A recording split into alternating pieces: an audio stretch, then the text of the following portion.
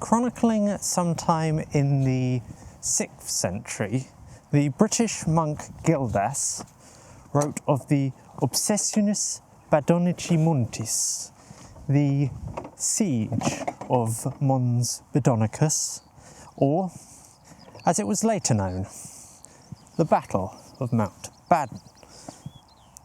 This was a clash between the Britons and Romano-British remnants on the one side, and the Anglo-Saxons and Jutes on the other. The Britons emerged victorious, and it was said to be such a decisive victory that it halted the westward advance of the Anglo-Saxons for a few decades afterwards. It wouldn't be until 3 or 4 centuries after Gildas was writing that this battle, the Battle of Badon, would be attributed to a mysterious figure emerging from the mythological mists of history. And the Battle of Badon became known as the definitive victory of our once and future king, His Majesty, King Arthur. And it was so decisive for him, it is said, that afterwards there was 3 decades of peace before he was eventually betrayed by his treacherous nephew, Mordred. Now, there are many candidates of potential sites for this Battle of Badon, and one of them is right here at the Badbury Rings in Dorset. Welcome to Hill Thoughts on Hill Forts. Now, let's leave aside mythology and folklore for a little while and root ourselves more firmly in the historical and archaeological evidence. Our walk today will take us in a clockwise route around the Badbury Rings, following the 3 concentric rings inwards from the outer to the second to the inner. And as we go, let's have a little talk about the history of the place and marvel at all this beautiful Dorset countryside around us. It's a beautiful county. So I suppose if we are to discuss the history, we should probably start at the beginning. There is evidence of human activity in this area for upwards of 40,000 years, judging by some flint tools, but certainly for the last 5,000 years there's been regular habitation in this area.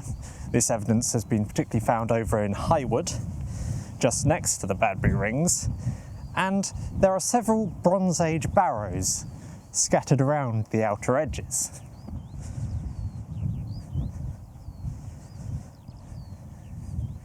What's particularly fascinating about one of these barrows, I'm not sure which one, because there are so many, but one of them, at some point in the 19th century, had a piece of stone taken from it.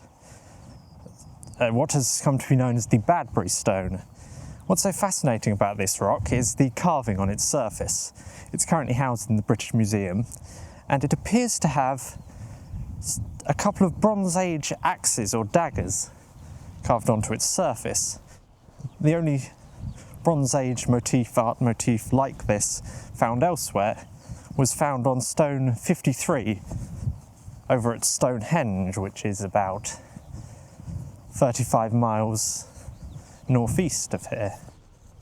And that connects the barrows around Badbury Rings with the sacred landscape over on Salisbury Plain.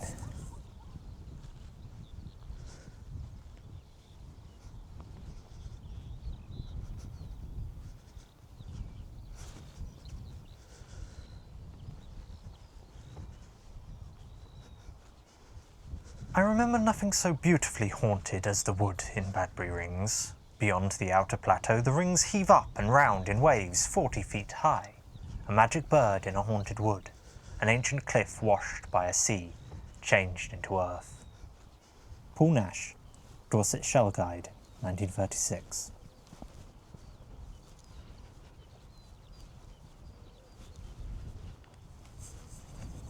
Leaving aside the Bronze Age, the Badbury Rings themselves were not built until the Iron Age, the innermost ring being constructed sometime around 500 to 600 BC, so 2,500 years ago. The rings were adapted and grew over several phases, and the peoples who built the Badbury Rings were said to be the Durotriges tribe, local tribal group here in the south of Britain, and especially around Dorset. The name Durotriges comes from the Roman writer Ptolemy, who wrote in his geography that such a tribe inhabited this region. Although I say they're a tribe, they were probably more a confederation of tribes and groups in the local area, and they shared certain coinage, pottery styles. One of their main enthusiasms, as is evident in the landscape to this day, was their enthusiasm for the building of hill forts, such as the Badbury Rings. The Badbury Rings are said to be part of a chain of 6 hill forts, which quite distinctly follow almost a straight line across the landscape, like some sort of boundary. These begin first with Hambledon Hill, then Hod Hill, the Busbury Rings, then the Spetsby Rings, then we reach the Badbury Rings, and finally we end at Dudsbury Camp. There are other hill forts in the area, but these 6 create, as I said, a straight line when you look on a map.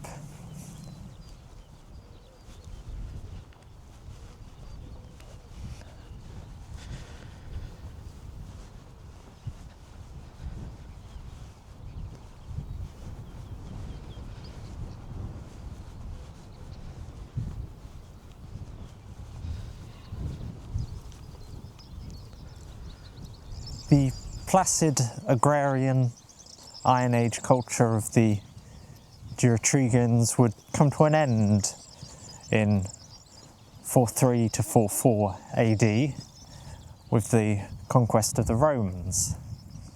Vespasian, who would later become emperor, led the Legio Secunda Augusta, the second legion of Augustus, into this region, and in their westward advance, it is quite possible that the Badbury Rings was the first Durotrigian hill fort that they met with. Now, whether or not there was actually any sort of fixed battle is an open question. There have been found about 500 metres away towards the main road today, the Avenue of Trees, a ballista bolt, a Roman ballista bolt, and closer to the fort there's also been found a Roman javelin head, but this hardly suggests a full-scale battle, although it might imply a show of Roman force.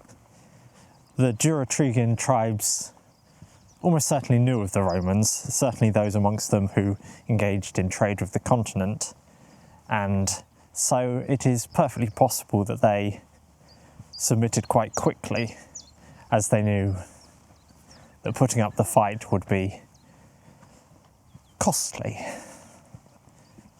and there were benefits to living under Roman rule.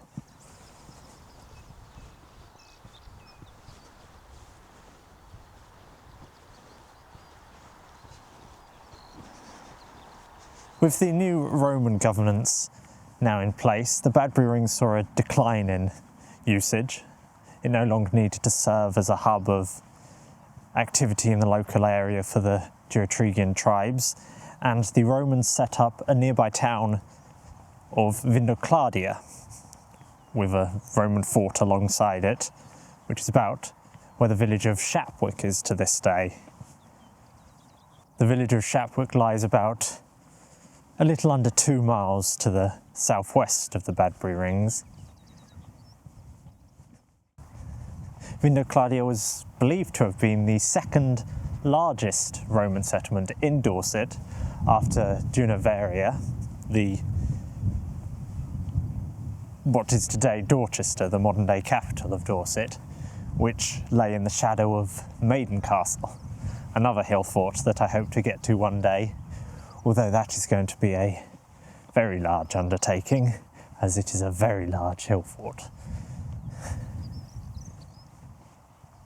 It's interesting to think that both the largest settlements in Dorset, the two largest settlements, were both in line of view of Iron Age hill forts, although I suppose the Romans couldn't really help but build their new towns within sight of these impressive earthen structures, as they were all built on sites of prominence in the land. And to be honest, if you were going to build a town, you'd struggle not to be in sight of a hill fort in this area. There is also an old Roman road which passes right by the Badbury Rings, stretching all the way up to Old Sarum, near where the modern city of Salisbury now is.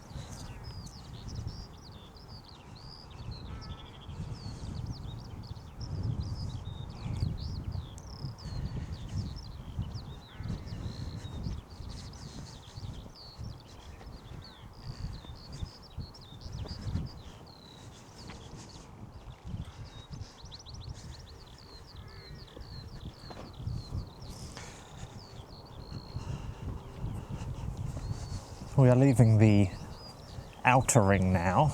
It's been quite a walk already. We're leaving the outer ring and about to go further into the hill fort by following the second ring, once again in a clockwise pattern.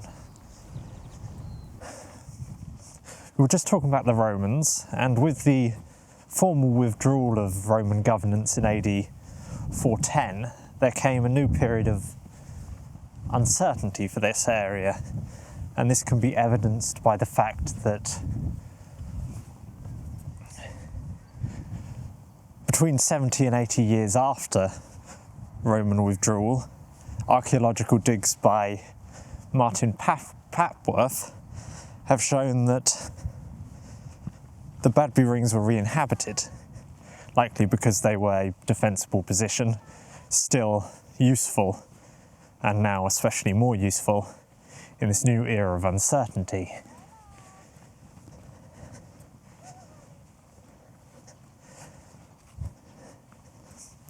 This uncertainty became all the more dire with the arrival of the... There we are, there's the walkway. I was getting a bit lost already. There's 3 rings and I almost went too far inward. Sometime around 449 AD, the first of the peoples known as the Anglo-Saxons arrived. These were many tribes, the Angles, the Saxons, the Jutes. They were northern tribes of Europe, Germanic tribes, arriving in Britain, and the people of particularly the east and south of the country must have seemed rather easy pickings. They had been under Roman rule for centuries by this point, and now without the Romans to defend them, well, they could only rely on what they had. So they arrived. The traditional date is given about 449 AD, and the Battle of Baden, referenced by Gildas, was supposed to have occurred 44 years and 1 month after their first arrival. So linking this with the archaeological evidence of the Badbury Rings, done by Martin Papworth, that suggests that this was re-inhabited and re-fortified, that makes the possibility that the Badbury Rings were the site of some sort of clash, certainly not a particularly cordial introduction perhaps, But to extrapolate from this and say that this was the definitive site of the victory of King Arthur and his knights against his enemies that brought peace to his kingdom, well, to extrapolate all this from what little evidence we have would probably be taking matters a little far.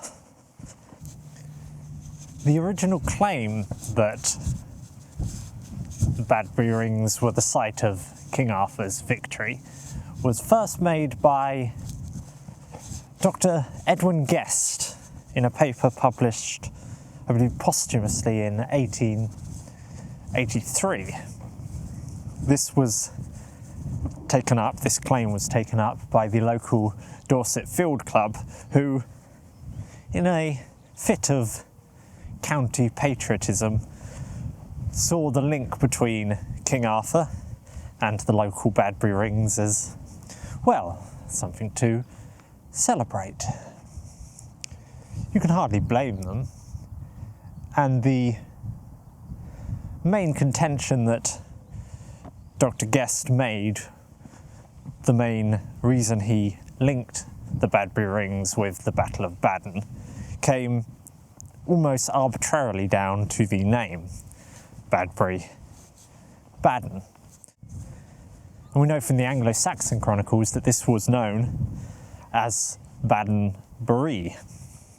So, Badder being a man's name, so Badder was likely a prominent chief of some sort, and this was his bury, his fortress, his earthen embankment fortress, Badbury. Badbury, you can see where the name comes from.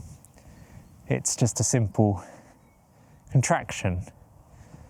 And it's amazing to think for so many centuries that this has been referred to under more or less the same name, whether that be Badbury or Badbury. The records seem to record this as Badbury rather than Badbury by around 1086, so a little after the Norman conquest, when they were doing all their admin, this was noted down as Badbury.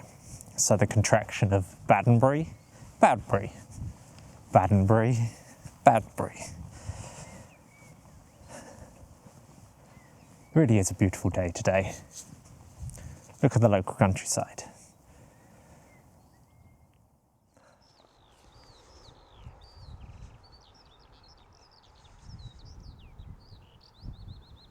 It was late May. My brother had put a jar of hawthorn on the swinging bookcase. Heaven forgive me, I was pleased with a poem I had done. I had been that day on the Rings. It was my mother, a year or more before, who had suggested our going there. Sir Frederick Treves, who came from Milbourne St Andrews, a chalk village high up on the Shaftesbury Downs, had just published his book on Dorset, and, after his description of it, she said that we ought to go to Badbury Rings. In all this, I do not remember the exact sequence of that business, which included in itself end and beginning, and all sequences that run between, all my exploring of my land, asleep or awake, my watching and my seizings summed up there. A summary that surpassed terms of start and finish, and here this happened, and here that. This had to do with Morgan Le Fay, and that with a secret folk knowledge, this with Rome, and that with Kingston Lacy, this with an ancient battle, and that Dr. James knows all about, this with clairvoyance, and that with archaeology. Only that we went there, first for a picnic, she and Tony and I, and that soon after I borrowed the car and went there with my brother alone, and then I went there by myself. Mary Butts, The Crystal Cabinet, My Childhood at Salterns, an unfinished memoir published in 1937. The longer I wander around the Badbury Rings, the more I marvel at its scale. It truly is an formidable opponent in the landscape. if one wanted to attack it. And you don't have to rely on King Arthur, although we will come back to him. You don't have to rely on King Arthur to find the Badbury Rings. An impressive place to be. And nor was it, even if we are including the victory of King Arthur, that was not the only time that the kingdom of what would become England, its future, lay in the very balance at this place. In October 899, King Alfred the Great died, and his son, Edward, his eldest son, Edward the Elder, was the expected heir apparent to the Kingdom of Wessex. But, as I'm sure we all know of, we know examples in history of this happening, there's plenty of them.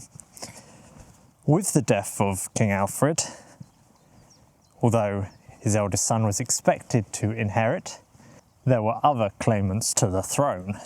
The main one going up against Edward was that of Ethelwald, who was his cousin. He was the son of King Alfred's elder brother, Ethelred, and Ethelwald was based in the nearby town of Wimborne, about 4 miles away. With two claimants to the throne, there had to be a clash, and Edward rode from Winchester to the Badbury Rings, where he set up camp. Now, over in Wimborne, Ethelwald too was making preparations. He had fortified the town with his army, he had barred the gates, and he had kidnapped a nun. Now, some later scholars contend that perhaps the kidnapping of the nun was written into the Anglo-Saxon chronicles to make Ethelwald look bad. But let's not spoil the drama with such scholarly debates and say he was fortified in the town of Wimborne, he'd kidnapped a nun, and now, within just a few miles of each other, Edward and Ethelwald were ready to meet in battle. Ethelwald, in the Anglo-Saxon chronicles, was even recorded as having saying that he, in Wimborne, would there live or would there die? Would there live or would there die?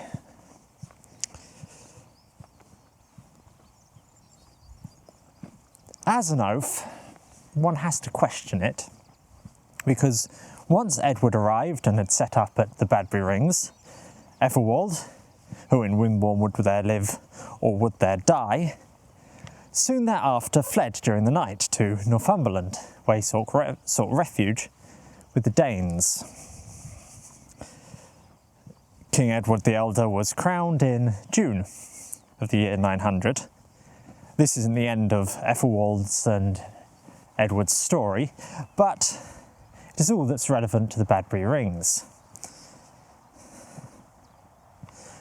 I suppose it's worth thinking for a moment about why Ethelwald might have decided not to meet Edward in battle. Part of it might simply be he didn't have nearly enough support around Wessex, so even if he won a battle here, then it would mean little. But I think that the very sight of the Badbury Rings must have been some part of his decision to flee, because by setting up camp here, Edward the Elder essentially had a ready-built fortress. So within 3 miles of each other, you had the fortified town of Wimborne and the fortress of the Badbury Rings, and even if they met in the middle, either side could retreat back to their walls and embankments, and it was almost certainly going to be a very long siege either way. Even to this day, I wouldn't like to be charging up the hill towards the Badbury Rings. Certainly not with just a spear or sword in my hand.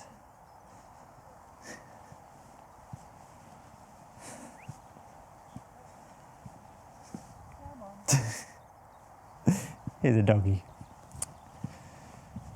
It really is a beautiful late March day today. Spring is in the air. There's still a bit of a chill from winter, but as the sun comes out,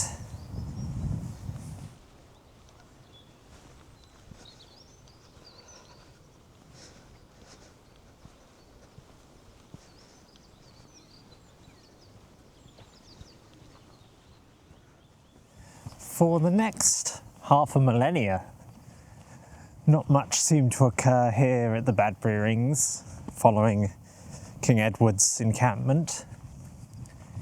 One can imagine that cattle grazed, that people came for a wander, perhaps children played on its embankments, couples had trysts amongst the mounds, but nothing that's particularly recorded in medieval history. There was said to be a beacon here, one of the many beacons stretching across the country to warn of invasion. They would be lit and the fires would stretch across the landscape. But other than the Badbury beacon, for, as I said, half a millennia, it was a placid landscape. We're now entering the inner ring of the Badbury Hill Fort, having followed the outer, the secondary, and this is getting to the oldest section. I say that not much occurred for half a millennia, and a little more. That was until the English Civil War began to tear this landscape apart. There were the two sides. There were the Royalists defending the claim of King Charles I to be king, and there were the parliamentarians who, frankly, had had quite enough of him. At this time, both those armies raged through the landscape, and wherever they went in the country, whichever side was passing through, there would be plundering, there would be abusing of the locals. And it is no surprise that after a while the locals in certain areas got rather fed up of this. Thus grew a movement known as the Clubmen. And the Clubmen of Dorset were part of that. They had a wonderful slogan, the Clubmen. I doubt an advertiser today could come up with a better slogan for getting one's meaning across. That was, if you offer to plunder or take our cattle, rest assured we will give you battle. If you offer to plunder or take our cattle, rest assured we will give you battle. Essentially, the message is clear. Don't care who you are, parliamentarian, royalist, if you touch my cow, I'll whack you. The clubmen were armed with clubs and whatever tools they had to hand. Some had swords, but scythes, pitchforks were not unheard of. And the movement grew to quite an enormous scale. And this can be demonstrated here at the Badbury Rings, as amongst these circle of mounds, 4,000 clubmen of the Dorset and Wiltshire clubmen met to listen to a speech by Thomas Young, who was a relative local. He lived 15 miles away in the village of Manston. And together they listened to Thomas Young read a speech, a declaration, shared declaration, the Dorset and Wiltshire Clubmen resolution and the Dorset and Wiltshire Clubmen desires and resolution declaration. We, the miserable inhabitants of the said county, being too deeply touched with the apprehensions and sense of our past and present sufferings, occasioned only by these civil and unnatural wars within this kingdom, and finding by sad experience that by means thereof the true worship of Almighty God and our religion are almost forgotten, and that our ancient laws and liberties are altogether swallowed up in the arbitrary power of the sword. And foreseeing that famine and utter desolation will immediately fall upon us, our wives and children, unless God of his infinite mercy shall look upon our true humiliation, be graciously pleased, speedily to put a period to these sad distractions, are unanimously resolved to join in petitioning his Majesty and the two Houses of Parliament for a happy peace and accommodation of the present differences, without future effusion of Christian blood, without which accommodation we cannot expect the enjoyment either of our religion, liberties, or properties. Meanwhile, that we, whose names are underwritten, resolve and do here declare, first, to defend and maintain with our lives and fortunes the true Reformed Protestant religion. Second, to join with and assist one another in the mutual defence of our laws, liberties, and properties against all plunderers and all unlawful violence whatsoever. Third, we do faithfully promise each to other that the damage or loss which, in the execution hereof, shall happen to anyone, be accounted as the loss of the generality, and that reparation be made to such party or parties by the old county, and, in case of loss of life, provision be made for his wife and children by the county. Fourth, to declare all such unworthy of the general assistance as shall refuse or delay to join with us in the prosecution of these our just intentions. Dorset and Wiltshire Clubmen Desires and Resolutions Declaration, read at the Badbury Rings in May 1645. Here we are, we've reached the Ordnance Survey marker here. I always find it exciting to find one of these in the landscape. They pop up everywhere, as you'd expect. Helping to make maps. Anyway, where were we? The Dorset and Wiltshire Clubmen met here, 4,000 of them, to listen to the declaration.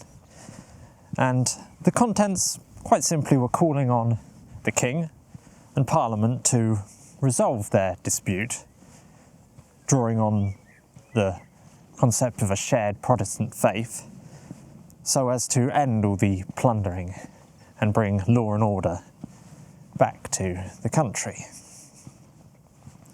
But 4,000 clubmen being able to meet in a location such as this, a defensible location such as this, began to concern both sides, but particularly the parliamentarians, the villains of the conflict. As such, in mid-1645, the same year as the clubmen met here, in fact only a few months after it, the parliamentarians decided to clamp down.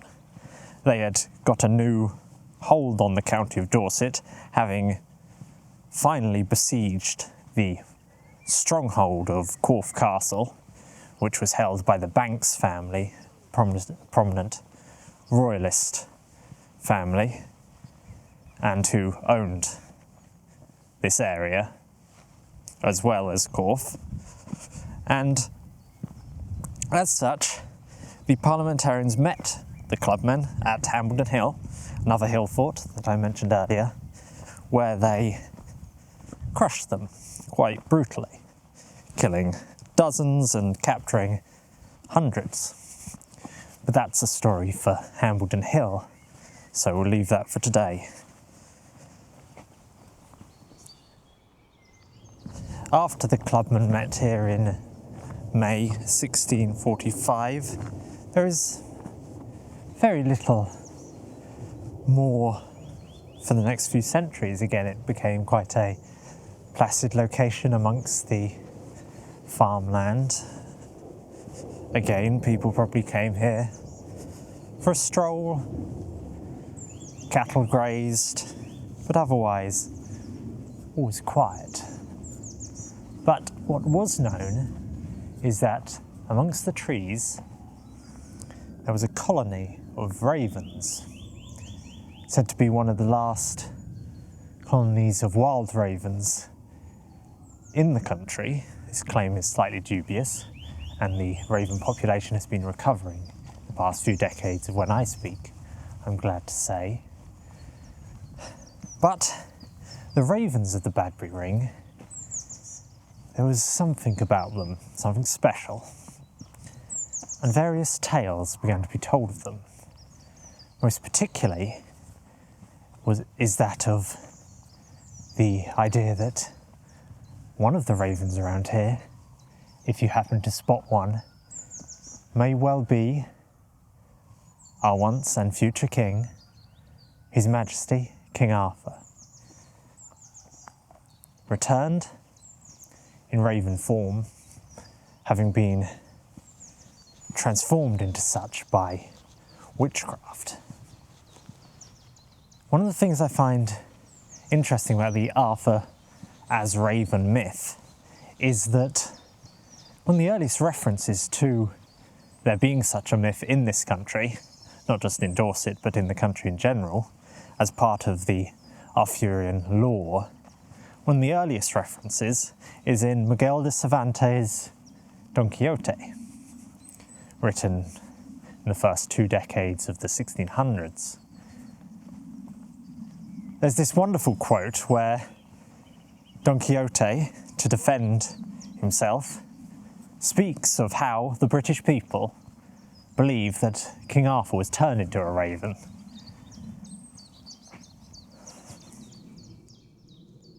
The instant they heard this, all set him down as mad, and the better to settle the point and discover what kind of madness his was, Vivaldo proceeded to ask him what knights errant meant. "Have not your worships," replied Don Quixote, "read the annals and histories of England, in which are recorded the famous deeds of King Arthur, whom we, in our popular Castilian, invariably call King Artus, with regard to whom it is an ancient tradition, and commonly received all over that kingdom of Great Britain, that this king did not die, but was changed by magic art into a raven, and that in process of time he is to return to reign and recover his kingdom and sceptre, for which reason it cannot be proved that from that time to this any Englishman ever killed a raven." Miguel de Cervantes, Don Quixote, Volume 1, first published 1605. But besides the Arthur as raven myth, there was also the idea that, just like at the Tower of London, where it is thought that as long as there's ravens held there, the country will be secure, well, here too, it came to be believed, for the Banks family, the ones I mentioned earlier who held Corfe Castle for as long as they could during the Civil War, and later moved to the nearby manor house of Kingston Lacy, built on all this land that they owned, including the Badbury Rings. It was believed that the ravens of the Badbury Rings, as long as there were ravens, they would be safe. The health of the family was directly linked to the health of the raven colony.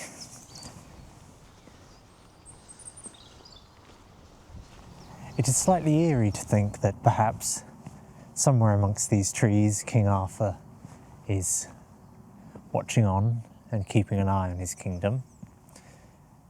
Now, I was brought up with the idea that he is slumbering on the Isle of Avalon, taking his rest. But perhaps some fragment of his consciousness, on occasion, takes the form of a raven. I thought I heard some croaking in the distance just there. Do you hear that? Perhaps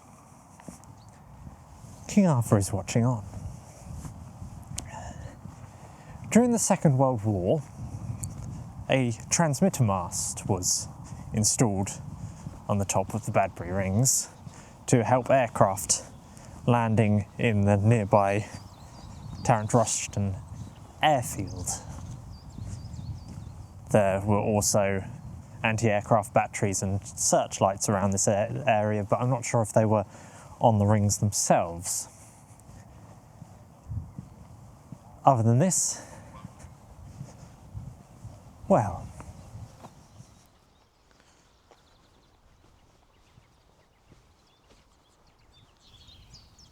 what place could be more appropriate for King Arthur to haunt during his intervital state than the scene of his great victory, Badbury Rings? Long may he haunt it. Reginald Bosworth Smith in Bird Life and Bird Lore, 1905. We're leaving the Badbury Rings now. Local historian Jeremy Hart, in his Cuckoo Pounds and Singing Barrows, wrote of how this site in particular has inspired tales of folklore and mystery. I've spoken of the potential that King Arthur fought here, perhaps, or if not fighting here, then he may be somewhere in the trees in raven form. There have been many writers who have mentioned the potency of this site, and you can really, visiting here, feel the refreshing inspiration of these mountains going round and round. The 3 rings that we've gone through. One of the other myths that I've yet to mention is that of the Phantom Army. Now, there's some question whether or not this Phantom Army is a Roman legion or that of King Arthur and his knights, but it is said that sometime between midnight and the witching hour on certain nights, you can see them marching around the rings. There are other ghosts too. There's a warrior with a scarred, leathery face who sneaks up on visitors near dusk and particularly likes surprising young couples who have come for trysts in amongst the Badbury Rings. I think that one was last sighted in 1977.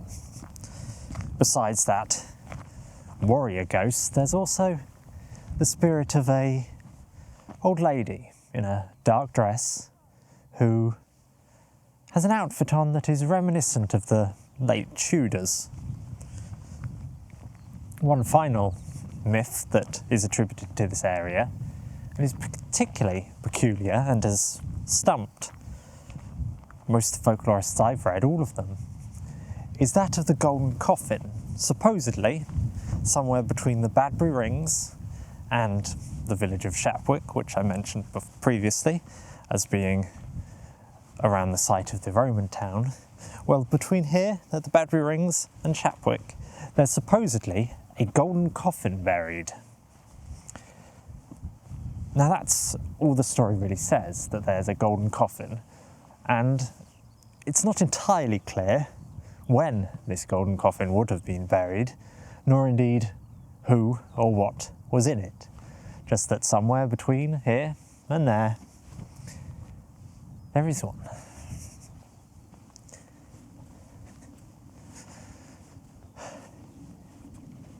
Now we leave the Badbury Rings and head on our homeward journey. As there have not been many large-scale archaeological digs here, there's still much to learn about this area. It was part of the Kingston Lacey estate for centuries, and they did not allow archaeologists to dig up too much. And so what's in the ground was protected from those slightly more amateur first centuries of archaeology as an academic field, which is probably a good thing. But even more recently, the Kingston Lacey estate came into the care of the National Trust in 1982 after being bequeathed by Ralph Banks in his will when he died in 1981. And since then there have been some minor archaeological digs, particularly those I mentioned led by Martin Papworth, which have made some really fascinating finds. And most of what I've talked about today I've learned from his work when it comes to the archaeology. But these still have been quite minor excavations. And as such, the Badbury Rings, well, there are still many secrets amongst these hills. I hope you've enjoyed this first of what I'm calling Hill Thoughts on Hill Forts. Go on, have a guess what came first, the title or the idea itself. I'm honestly not sure I could tell you myself. But with these videos, I hope to just visit, well, hill forts, and talk with you casually about them. Take you on a journey around them, their history, the myths and legends connected to them, and just, well, admire their beauty really, and the impressiveness of their scale in amongst the landscape, particularly here in Dorset, my home county, but I'd like to go further afield as well, so if you're interested, please do subscribe to Phantasoscope, give this video a like, and, well, join me again as we have more Hill Thoughts on Hill Forts.